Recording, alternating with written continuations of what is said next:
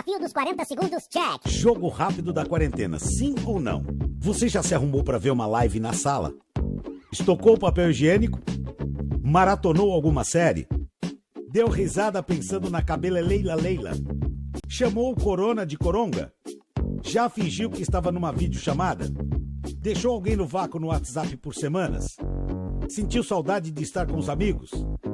Mudou de canal para não ter que ver as notícias atuais? Sentiu falta de um abraço apertado? Sentiu tristeza sem nenhum motivo aparente? Já se sentiu sozinho? E sem ter com quem conversar? Pronto. Antes que você pudesse completar um desafio de internet, mais uma pessoa perdeu a vida. A cada 40 segundos, uma pessoa morre por suicídio no mundo. Setembro é o mês de prevenção ao suicídio e precisamos falar sobre a importância da escuta em tempos tão difíceis. Pessoas precisam de pessoas. Como vai você?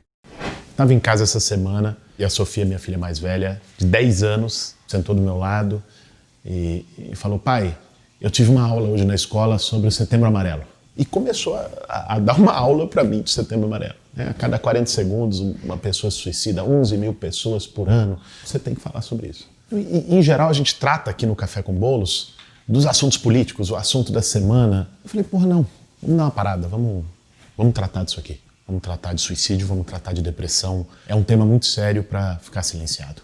E é por isso que hoje a gente vai falar do Setembro Amarelo. E aí, tem tempo para um cafezinho? Para fazer um bom café, meu bem. Antes do coronavírus, muita gente falava que o mundo vivia uma outra pandemia, a da depressão. Infelizmente, ainda tem gente que diminui o problema da depressão ou tenta culpar as próprias pessoas, dizendo que quem sofre de depressão é fraco, que o problema é falta de fé, que é tudo mimimi. A gente já conhece essa história. Muitos, do nosso lado, podem estar sofrendo calados. É comum a gente ouvir de familiares de pessoas que se suicidaram que nunca podiam imaginar que aquilo pudesse estar acontecendo com alguém debaixo do mesmo teto. É por isso que existem campanhas de prevenção ao suicídio, como é o caso do Setembro Amarelo. A gente precisa melhorar as redes profissionais e também de amigos e familiares para poderem amparar as pessoas que estão sofrendo. É isso que o Setembro Amarelo faz a gente lembrar todos os anos. A tarefa número 1 é dar um tempo de atenção e cuidado para as pessoas que já adoeceram ou que estão com risco de adoecer. Por experiência própria, eu sei da importância da escuta para a depressão. Eu tive episódios de depressão na adolescência, na juventude.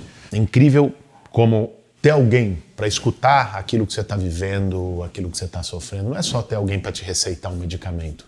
No meu mestrado e na minha formação como psicanalista, eu aprendi que a depressão não é só um sintoma do corpo, mas um sintoma social.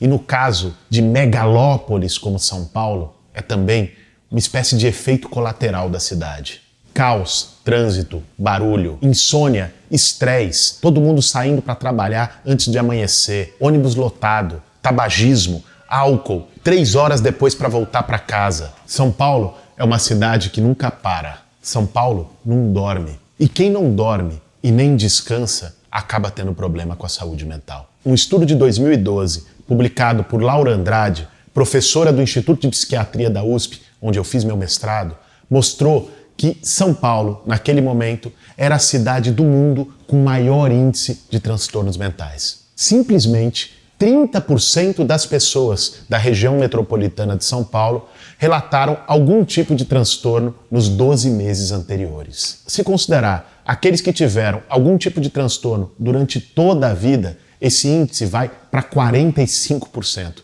quase metade das pessoas. 1 de cada 5 paulistanos sofrem com ansiedade e 11% relatam ter depressão.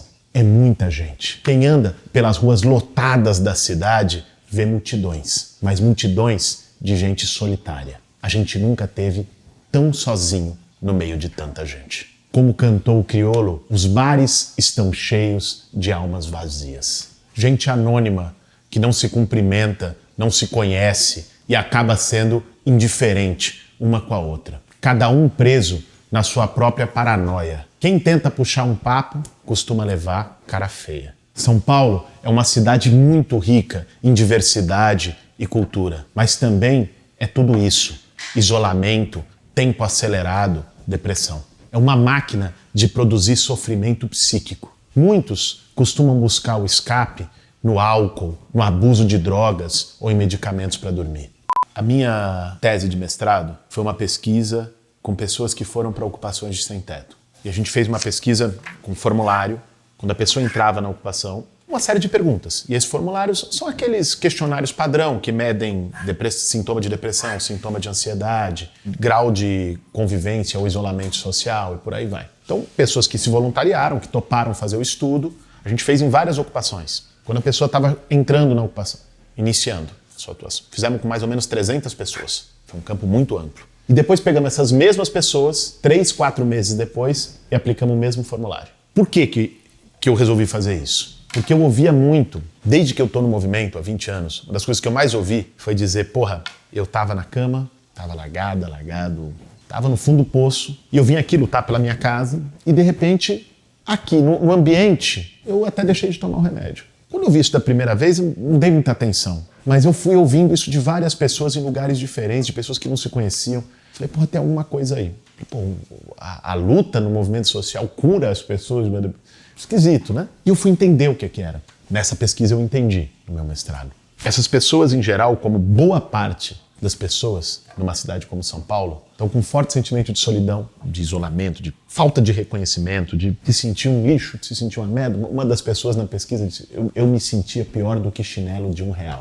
Eu não era ninguém. Essa coisa de se sentir invisível, ser mais um no meio da multidão. E quando essas pessoas foram para a ocupação, não era a ocupação, não era isso que estava em jogo, não é o movimento, era o ambiente. Essas pessoas foram acolhidas, elas desenvolveram um círculo social, participavam do mutirão do trabalho coletivo em limpeza, do mutirão da cozinha coletiva. Elas estavam juntas ali, elas se sentiram úteis. Foi o que eu mais ouvi na pesquisa, bicho. Eu percebi que tinha gente numa situação pior que a minha.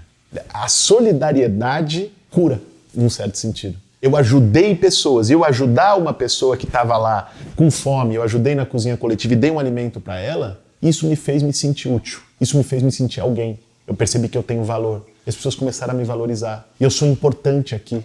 Esse outro espaço de convivência, baseado em outras regras, de um trabalho coletivo, de uma solidariedade, era ocupação, mas não precisava ser, podia ser outro lugar. As pessoas perceberam um sentimento de pertencimento a algo maior, de fazer parte de uma luta coletiva, de estar lutando por alguma coisa, de estar lutando por um ideal. As pessoas se redescobriram e recuperaram a autoestima. A autoestima que está tão ferida, né? Esse isolamento já tinha um custo, mas com a pandemia, esse custo ficou ainda mais alto. Milhões de pessoas isoladas, com medo de adoecer, se sentindo sozinhas, sem poder abraçar familiares e amigos. Avós que ficaram sem ver seus netos e famílias que se falam apenas pelo vídeo do celular. Ficar em casa é a recomendação correta na pandemia do coronavírus. Mas a gente precisa entender que o isolamento traz um efeito colateral muito forte. Um estudo de uma universidade dos Estados Unidos calculou que a falta de contato social traz danos correspondentes a 15 cigarros por dia e traz 2 vezes mais danos que a obesidade. E não é só o isolamento. Quem sai de casa, muitas vezes, cheio de medo de adoecer. A angústia de quem está desempregado e não sabe até quando vai o auxílio emergencial. A frustração de quem batalhou para fazer o seu pequeno negócio e viu ele ruir durante a pandemia. O isolamento foi e é uma política necessária, mas precisa vir acompanhado de outras políticas que também combatam esses efeitos colaterais. A Prefeitura de São Paulo devia ter colocado no ar um sistema de acolhimento de saúde mental online e por telefone 24 horas desde o primeiro dia do isolamento social. Divulgado ao máximo esse contato através de profissionais de saúde e de mutirões dos agentes comunitários. O movimento social fez isso. Articulações de psicólogos e psicanalistas também fizeram de forma voluntária. Mas isso não conseguiu chegar tão longe, porque não teve nenhum apoio do poder público. O movimento que a turma fez aqui em São Paulo, que se espalhou pelo Brasil, de clínicas abertas de psicanálise em praça, e que isso antes da pandemia já tinha, mas que depois intensificaram com a pandemia, também com atendimento online, o Aldo Zaiden, o Thales Absaber, o Christian Dunker, vários psicanalistas que puxaram isso. Porra, é um puta exemplo. É algo totalmente necessário. E como é possível fazer? Agora, se tivesse o apoio do poder público, se tivesse um fomento, a garantia de manter isso com estabilidade, porra, quanta gente não podia ser atendida em São Paulo, né? Esse é o primeiro passo: prevenir, acolher e cuidar de quem está sofrendo. E não apenas para quem tem dinheiro de fazer terapia particular, mas para toda a população. A sociedade tem que ser capaz de ouvir aquela dor que, como dizia Chico Buarque, não sai no jornal. Mas, além disso, enfrentar a depressão também envolve criar redes de apoio econômico para aquelas pessoas que estão em situação mais vulnerável. A renda básica não salva apenas as pessoas da fome, salva também da depressão. Como diz o rap do Mano Brown, tristeza traz miséria e vice-versa. A gente precisa evitar suicídios com acolhimento, combater a solidão com solidariedade, reconhecer a importância da subjetividade e do sofrimento mental. Nesses tempos de ódio, é preciso lembrar das nossas redes, dos nossos familiares que seguem isolados, dos nossos amigos queridos que a pandemia ou a vida afastou. Como me lembrou minha filha Sofia, o Setembro Amarelo faz uma campanha para que a gente permaneça vivo. É um momento para a gente lembrar todos os dias da importância que tem a gente cuidar de quem a gente ama. Esse foi mais um Café com Bolos. Samba triste sobre São Paulo. Nas eternas madrugadas, samba triste, eco de passos nas calçadas, samba triste de São Paulo, da lenha na garoa muito fina, das noites amortecidas, samba tão triste, samba das almas vencidas. Das almas vencidas, bicho. Para fazer um bom café, meu bem.